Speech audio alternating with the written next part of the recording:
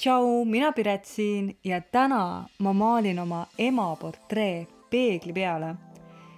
Nimelt toimub paari aasta tagant Põltsamaal galeriis Part Ettelhakkaja eestvedamisel Jõgevamaa kunstnike ühisnäitus ja sel korral oli näituse pealkirjaks peegeldused.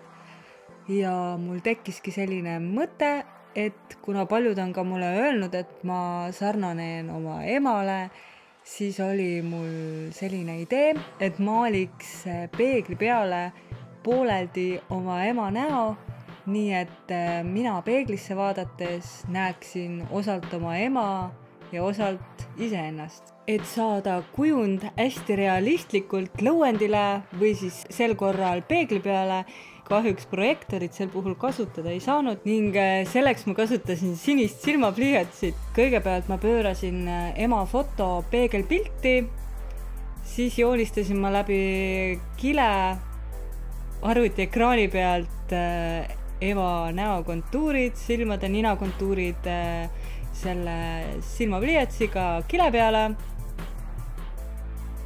Ja edasi on näha, et ma lihtsalt pöörasin selle kile peegli peale, kinnitasin teibiga ja kraapisin siis nii-öelda selle kujutise kile pealt peegli peale.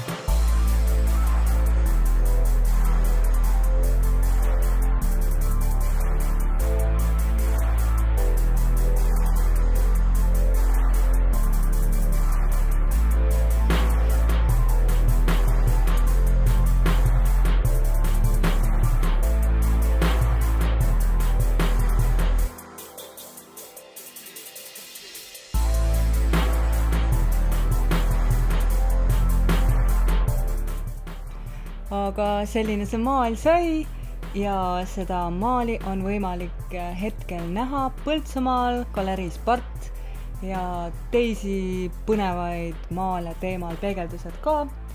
Ja kui teile see maal meeldis, kui teile see video meeldis, siis vajutage like, subscribe'ige minu kanalile ja kohtume teiega juba järgmisel nädalal. Tšau!